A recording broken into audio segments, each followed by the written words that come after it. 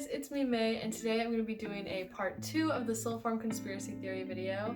Thank you guys so much for the comments and the engagement on the last one. It honestly means a lot to hear your input, and yeah, so let's get into the video. So if you haven't seen the last video, I would highly recommend you watch that one before watching this one because none of this is going to make sense if you don't. With that being said, the first thing I wanted to talk about with this theory is a little bit going into a little bit more detail about how to actually escape the reincarnation cycle and people's beliefs about what happens if you do escape. Okay guys, so basically the theory claims that all of us can escape the soul form by basically recognizing that we have the free will to do so. So what this looks like is after dying, let's say you see the light, like the tunnel of light, or you're told by a loved one or the God that you believed in on earth that you have to go back and repay your karmic debt. So in order to escape, you would have to deny them and say like, hey, no, I know this is a trap, I'm out of here, or not go into the light and go back into the darkness, and that's how your soul would be free. But the issue I have with this and some other people is that the question really is, do we actually have this power? So this theory really relies on the assumption that we just have the power to say no if we wake up and realize that we're in the soul form, but that kind of glosses over the fact that these entities hypothetically have incredibly advanced technology and intellects. So my problem with this is that how do we know that free will alone is going to let us escape the soul farm?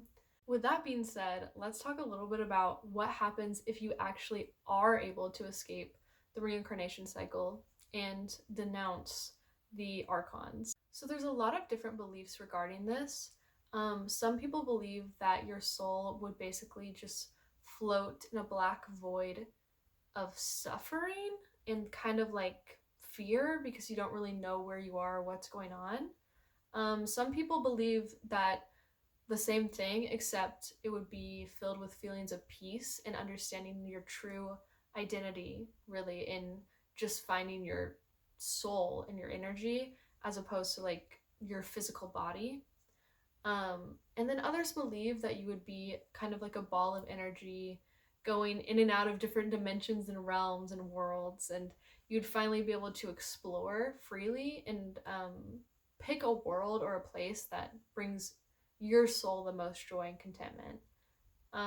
So those are kind of like the different beliefs regarding what would happen. Next, this theory does talk about expediency and the distractions of the world, specifically with entertainment and things like drugs, fast food, and just very transient joy. Really no secret that every day we are kind of pressured to engage in certain activities and things that provide momentary happiness but don't provide long-term fulfillment.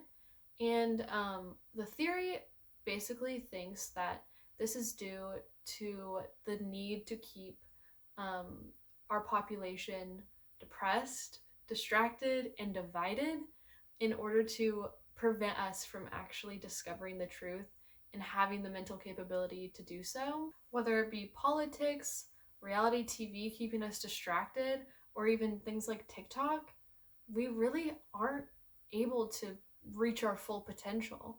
And without the mental clarity to, ponder things like this, or the desire to really do anything besides kind of just be fulfilled in the moment, it's hard for us to actually come together and figure out what's really going on. As far as my beliefs, and this is all kind of under like the assumption like if I were someone who believed in this theory, I think that this could definitely be a compelling argument for why there is so much pressure to engage in things that are like pretty bad for us, like fast food, because ultimately all of these things, like our intuition knows is not good. Like, I don't know about you guys, but whenever I like watch a reality show for too long, I'm always like, what am I doing with my life? Like, I gotta watch like a good movie now, or like read a book or something. So I think like that intuition really shows us like, why are we being pushed things that we know aren't great for us? um I don't know. So I think that there like is maybe something underhanded going on with the prevalence of expediency. So as you guys have probably noticed, this theory is very pessimistic. It really kind of, whenever I'm like scrolling on the subreddit or just like reading about it, a lot of it focuses like very heavily on the inherent misery of being a human. However, there are a lot of people who believe in this theory who kind of give their opinion on how to live the most fulfilling life on Earth. So I think the beautiful part about this theory that kind of strays from the pessimism is that in order to deplete these very hypothetical entities of their energy source, the answer is to just be kind and really kind of try to limit the amount of suffering that you as an individual cause and just stay positive. And it kind of depletes their source, right? Like it kind of beats them at their own game. So I thought that was kind of cool. And I also like how this theory like condemns engaging in our vices, because obviously having a vice is not a great thing. We all do, no judgment, including myself, but it is good to look at them from time to time and be like, I should not be doing that. So I like that aspect of the theory as well. And those are just some of the positive parts. Okay, guys, so if we've learned anything from The Simpsons, sometimes there's truth in media. So I'm going to give you guys some examples of the soul farm ideology being represented in songs, movies, TV shows, everything, because it is really interesting to kind of see that overlap. So the first song I wanted to talk about is Hotel California by the Eagles, which I'm sure most of you are very familiar with. It's a beloved song. I love it. Who doesn't? So I'm gonna read a couple of the lyrics. Okay, don't judge me. I'm reading off my computer. But they're super interesting. I don't want to memorize them though. So the first one that I think is really symbolic of this ideology is, I had to find the passage back to the place I was before. Relax to the nightman we are programmed to receive. You can check out anytime you like, but you can never leave. This pertains to the theory because the singer or writer of the song would be, in reference to the theory obviously, would be talking about, you know, like him trying to go away from the light and being coerced into staying in this cycle. So this next piece of media is basically an outline for the theory.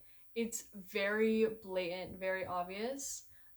It's Pixar's movie Soul. I wanted to talk about a specific clip from this movie where the main character, Joe, is facing the tunnel of light. So this is his soul that we're talking about. And he's terrified. He doesn't want to go into it. He doesn't want to die. And he's trying to go back to Earth. However, during his escape or attempt at escape, he is being coerced by a bunch of other souls who are telling him to go into the light. And as he sees them do so, he sees them get zapped.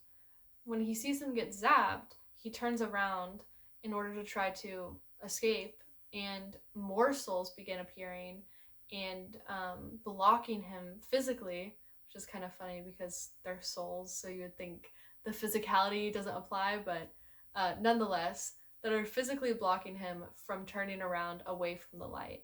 But eventually he succeeds and he falls into the dark abyss. Obviously, this scene is very representative of the theory because the tunnel of light and him trying to avoid it, however, he is being coerced and attracted to the light. So some honorable mentions are obviously The Matrix. So much in that. I'm not going to get into these next ones just because there's so many pieces of media that exemplify this, but also The Good Place and Doctor Sleep, if you guys have seen any of those, they also apply. Okay guys, so with all of that being said, I wanted to wrap up this video by giving some reasons as to why this theory isn't technically very strong. So as with most religious beliefs and ideas, there's really not a ton of physical evidence or scientific facts kind of backing this up. It's really mostly based on just like anecdotal experiences with non-death accounts and some like astral projection accounts, which even that, you know, a lot of people don't even believe in astral projection, as well as drug experiences, which can't necessarily be trusted so at all. So yeah, there's really no specific evidence besides just kind of like a bunch of stories being collected and told. This theory is also built upon the improvable assumption that we have souls, which personally I totally believe that we have souls. However, there once again is no scientific evidence that we do have souls. And asking that question of like whether or not we have souls kind of got me thinking about what a soul really is. And so I looked up the definition, which I wanted to read you guys, which I know is kind of annoying, but I figured it would help with asking the question of whether or not we have souls. So the definition of a soul that I found is the spiritual or immaterial part of a human being or animal regarded as immortal. And the reason why also I wanted to read you guys this definition is because it includes the fact that souls would be immortal, which to me it's just like, it's so crazy to think that our souls would be immortal, I guess. And I think that's really interesting because that's a huge assumption for a theory to be based on, right? And so yeah, guys, once again, there's really no foolproof way of knowing what's going on. So stay skeptical and try to figure it out on your own, I guess, and have fun with it, honestly. Because a lot of these things will just get you thinking, and it's fun to talk about. So that is all I have for you today. I hope you found the theory really interesting, and I hope I was able to explain it pretty well. It's very, it's a lot, honestly, so explaining it is kind of hard. But anyways, I hope you guys liked this video, and if you did, give it a like and subscribe. I have a lot of stuff that I want to make, and stay tuned for it. There's a suspected cult living nearby that I really want to make a video about, as well as some like rock and roll conspiracy theories. So if you guys are interested in that, stay tuned. But anyways, thanks for watching, and I'll see you guys later. Bye!